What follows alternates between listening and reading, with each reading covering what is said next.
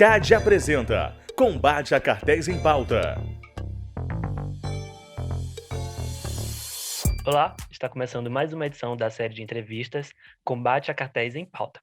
Eu me chamo Robert Pinheiro e conversarei com os conselheiros do CAD, o Conselho Administrativo de Defesa Econômica, sobre temas que serão tratados durante a Semana Nacional de Combate a Cartéis.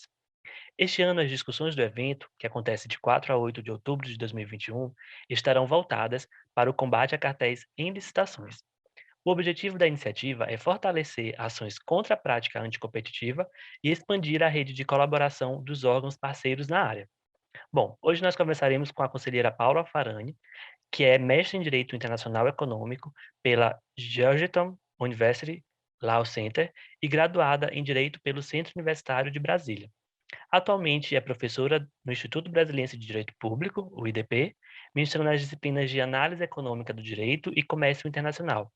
Professora voluntária na Universidade de Brasília, ministrando o curso de Direito da Concorrência e também é conselheira do CAD para o mandato de 2018 a 2022.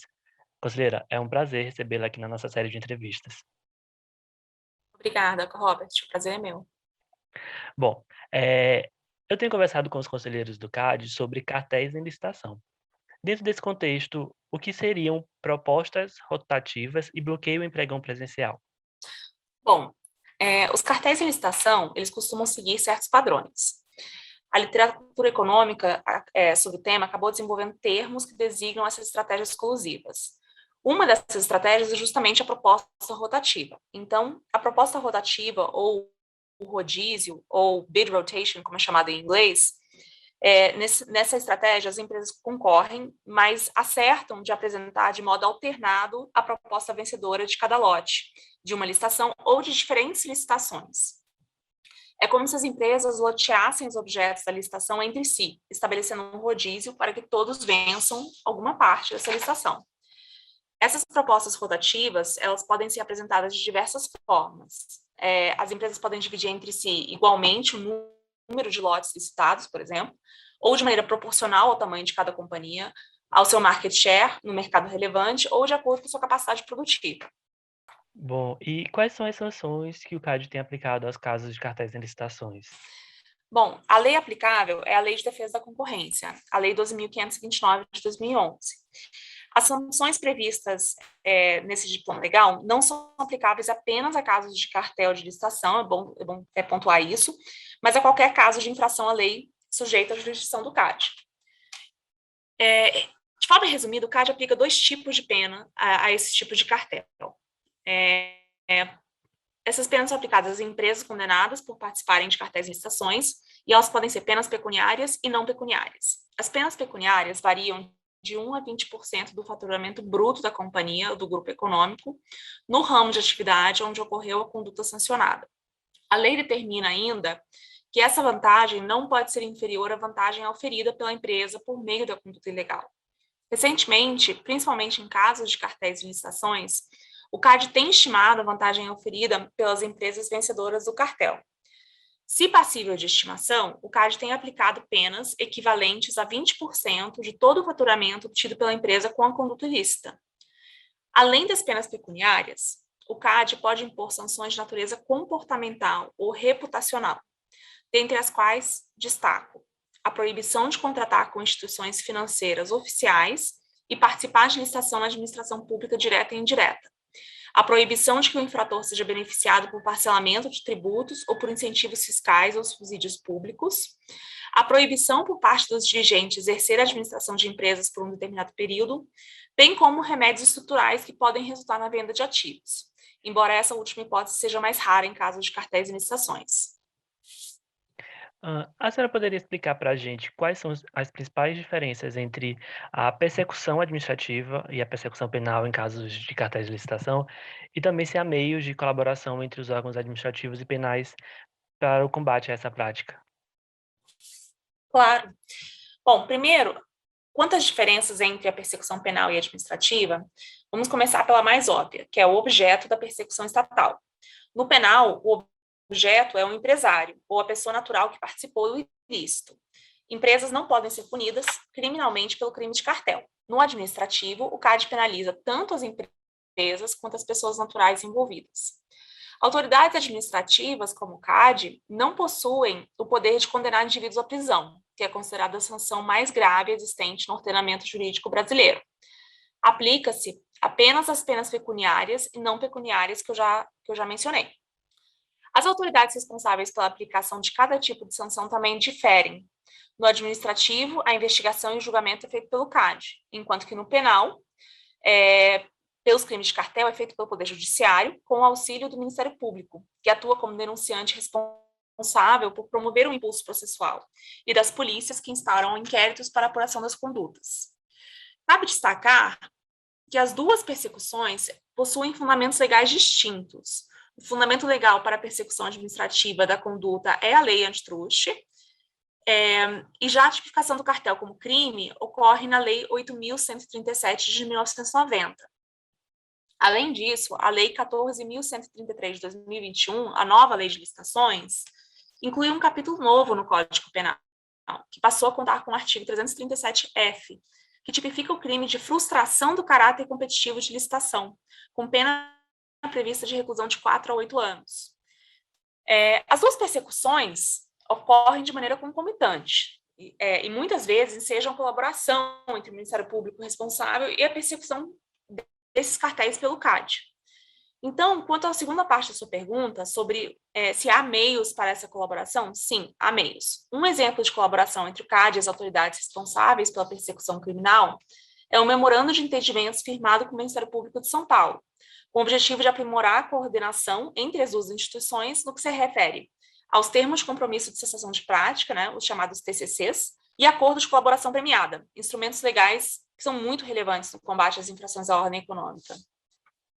Também existem acordos de cooperação firmados entre o CAD com órgãos, órgão com atribuição de investigação, e Ministério Públicos estaduais, Ministério Público Federal, Polícias Civis, além da Polícia Federal, com especial atenção à troca de informações e participação conjunta em diligências e grupos de trabalho, incluindo busca e apreensões conjuntas. Certo. Conselheira, uma das sanções para a prática de cartel em licitação é a proibição de contratação e de participação dessas empresas em licitações públicas. O que significa isso na prática? Bom, na prática, é uma das punições mais severas que o CAD pode aplicar a uma empresa infratora, pois resulta na impossibilidade da pessoa jurídica condenada de fornecer quaisquer bens ou serviços a qualquer órgão, pessoa ou ente da administração pública em todas as esferas administrativas. O que inclui ainda a proibição de contratar com entes da administração indireta de todas as esferas, ou seja, autarquias, fundações, sociedades de economia mista e empresas públicas vinculadas a quaisquer estado ou município da Federação Brasileira. É importante destacar que essa proibição não tem efeitos retroativos. Portanto, aplicada a sanção, a empresa não perde seus contratos já firmados, apenas fica impossibilitada de contratar no futuro. Deve-se destacar que a Lei de Defesa da Concorrência impõe como requisito para a imposição de sanção, dessa sanção de proibição de contratar, a gravidade dos fatos e o atendimento ao interesse público geral.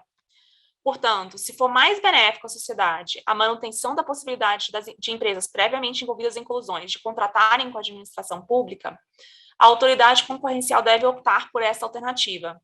Para que fique claro o porquê dessa disposição, deve ser explicado que, em alguns contextos, a exclusão de uma empresa infratora dos processos licitatórios implicaria em privar o poder público da possibilidade de adquirir bens e serviços de qualidade a preços baixos, que não são obtíveis junto a outros agentes do mercado relevante considerado. Conselheira, já ocorreram casos no CAD em que a proibição de contratação pelo poder público foi afastada para parte dos membros do cartel e aplicada somente ao líder do conluio, como no caso chamado de roupa suja. A senhora poderia explicar para a gente um pouco mais sobre esse caso e quando excepcionalidades como estas devem ser consideradas? Sim, o caso mencionado, o caso Roupa Suja, é um cartel de serviços terceirizados de lavanderia para hospitais no Rio de Janeiro, que ficou popularmente conhecido, como Operação Roupa Suja.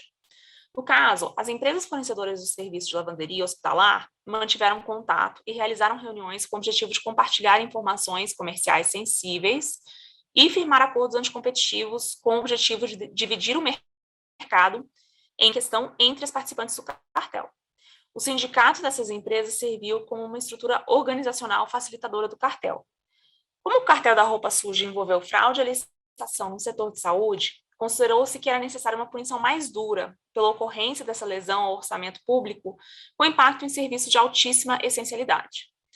Ao mesmo tempo, também foi levado em consideração o fato de que a imposição de proibição de contratar a todas as empresas envolvidas no conluio anticompetitivo poderia resultar em escassez de oferta nos serviços de lavanderia para os mesmos hospitais, o que implicaria em um aumento de preços e ineficiência econômica, contrária ao espírito da Lei de Defesa da Concorrência e aos objetivos institucionais do CAD.